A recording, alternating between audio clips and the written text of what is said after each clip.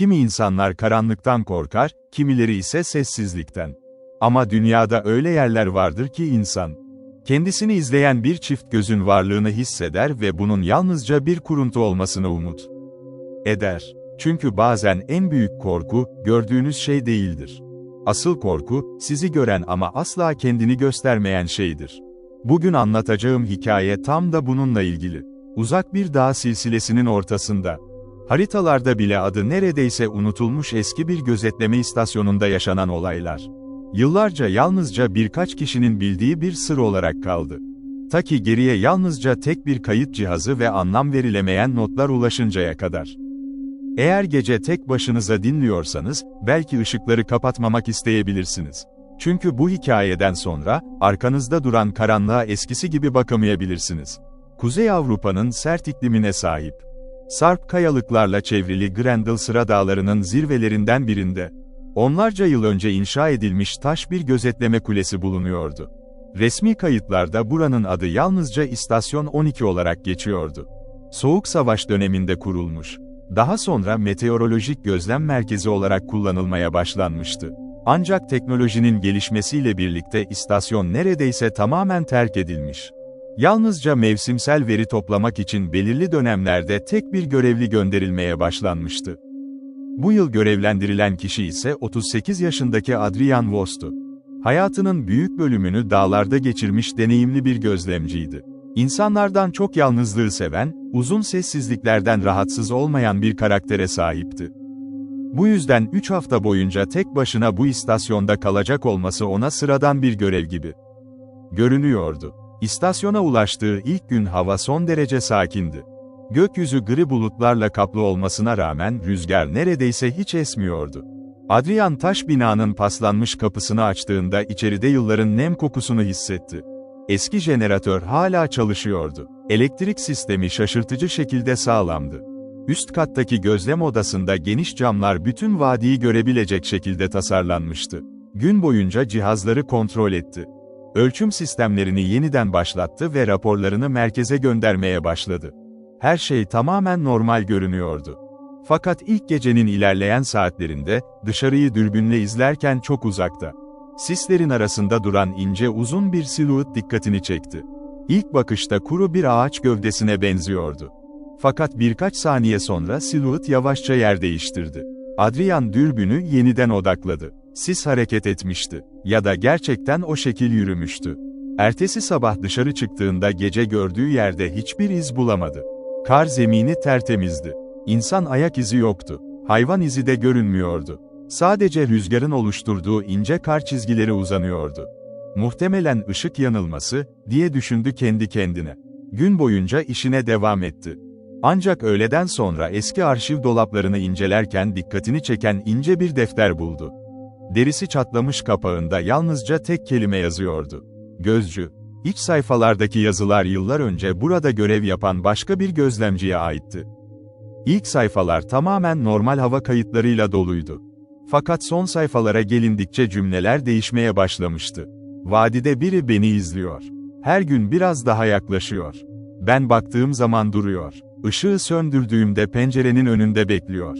Adrian bunları okurken istemsizce pencereye döndü.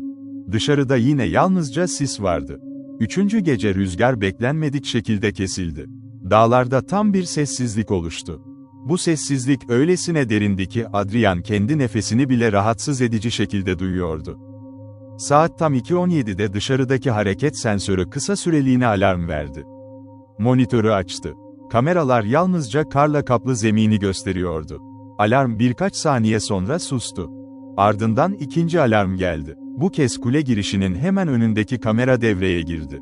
Adrian görüntüye dikkatlice baktığında kameranın tam karşısında, objektifin görüş açısının sınırında duran siyah bir gölge fark etti. Görüntü birkaç saniye boyunca dondu. Sonra sistem normale döndü. Gölge kaybolmuştu. Kapıyı açıp dışarı çıkmayı düşündü.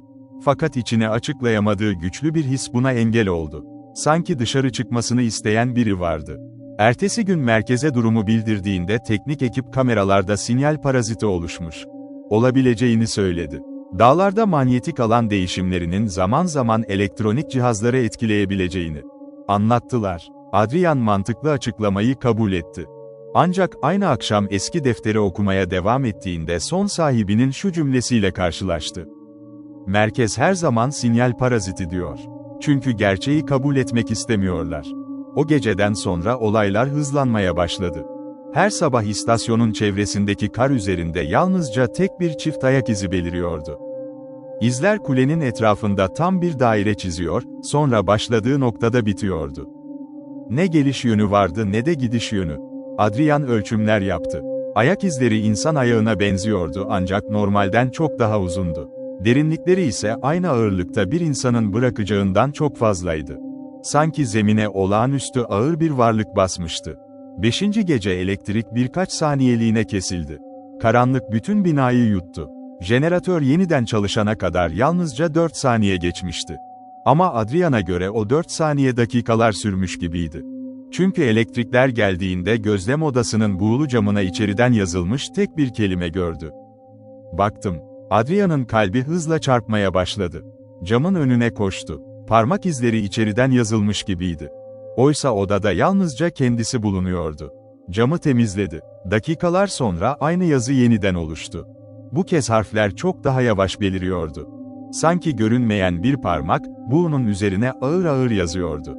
Ertesi sabah kuledeki eski planları incelerken binanın altında kullanılmayan bir bodrum katı olduğunu fark etti. Paslı kapağı açtığında aşağıdan ağır bir rutubet kokusu yükseldi. El fenerini yakarak dar taş merdivenlerden indi. Zeminde eski telsizler, kırılmış sandalyeler ve yıllardır açılmamış metal dolaplar vardı. En dipte ise zincirlenmiş kalın demir bir kapı duruyordu. Kapının üzerine yıllar önce kazınmış tek cümle dikkatini çekti. Onun baktığı yere bakma. Kapının kilidi paslanmıştı. Adrian zinciri çözmeye çalışırken arkasından çok hafif bir ayak sesi duydu. Döndüğünde kimseyi göremedi. Fakat el fenerinin ışığı merdivenlerin başına vurduğunda birkaç saniyeliğine uzun boylu bir gölge belirip kayboldu. Yukarı koştu. Bütün bina boştu. Dış kapı içeriden kilitliydi. O gece uyumamaya karar verdi. Kameraları aynı anda açtı. Telsiz sürekli açıktı. Saatler ilerledikçe sis kuleyi tamamen sardı. Tam 3:03'te bütün ekranlar aynı anda kararmaya başladı. Sonra her monitörde aynı görüntü belirdi. Kameraların hiçbirinde kule görünmüyordu. Bunun yerine siyah bir boşluk vardı. O boşluğun ortasında ise hareketsiz duran uzun bir insan silüeti seçiliyordu. Silüet yavaşça başını kaldırdı. Adrian istemsizce ana pencereye döndü. Camın hemen dışında aynı silüet duruyordu. Yüzü seçilmiyordu. Fakat gözlerinin olması gereken yerde iki solgun beyaz nokta parlıyordu. Hareket etmiyordu. Sadece bakıyordu. Dakikalar boyunca ne Adrian konuşabildi ne de dışarıdaki varlık en ufak bir hareket yaptı. Ardından telsiz kendi kendine çalıştı. Cızırtının arasından boğuk bir erkek sesi duyuldu. Şimdi sıra sende. Aynı anda dışarıdaki silüet yavaşça geriye doğru yürümeye başladı. Sisin içine karıştı ve kayboldu. Sabah olduğunda Adrian merkezle bağlantı kurmaya çalıştı ancak bütün iletişim sistemleri devre dışıydı. Anten sağlam görünmesine rağmen hiçbir sinyal alınamıyordu. İstasyondan ayrılmaya karar verdi. Arazi aracına bindi, motoru çalıştırdı ve dar dağ yolundan inmeye başladı.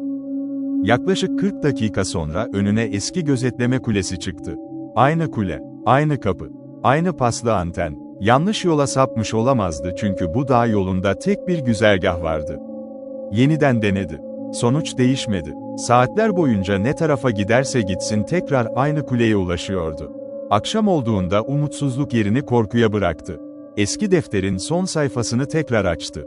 Daha önce boş olan en son yaprakta şimdi yeni bir cümle yazıyordu. Mürekkep hala tazeydi. Artık sen gözcüsün. O andan sonra kuledeki bütün saatler aynı anda durdu. Dışarıdaki sis yavaş yavaş çekilirken vadinin her tarafında onlarca uzun silüet belirmeye başladı. Hepsi kuleye bakıyordu. Hiçbiri hareket etmiyordu. Adrian perdeyi kapatmaya çalıştı ama perde kendi kendine tekrar açıldı. Camın dışında duran yüzlerce varlığın tamamı aynı anda başlarını yukarı kaldırdı. Ardından içlerinden yalnızca biri yürümeye başladı. Ağır adımlarla kuleye yaklaştı. Kapıya ulaştığında içeriden herhangi bir ses gelmedi. Ne vurma sesi, ne nefes. Yalnızca uzun süren bir sessizlik. Merkez, 3 hafta sonra istasyona ulaşabildiğinde binayı tamamen boş buldu. Adrian Voss'tan geriye yalnızca kayıt cihazı, eski defter ve gözlem odasının camına içeriden yazılmış tek bir cümle kalmıştı. Ben artık yalnız değilim. Çünkü şimdi ben de onları izliyorum. O günden sonra istasyon 12 resmi olarak kapatıldı. Ancak dağcılar hala bazı geceler zirvede eski kulenin penceresinde tek bir ışığın yandığını anlatıyor. Yaklaştıklarında ise içeride kimseyi göremediklerini söylüyorlar. Sadece camın arkasında duran uzun bir gölge sessizce dışarıyı izlemeye devam ediyor. Belki gerçekten terk edilmiş bir binadır. Belki de her zaman orada duran tek bir gözcü vardır. Ve belki de o gözcü, tam şu anda, onu dinleyen bir sonraki kişiyi bekliyordur.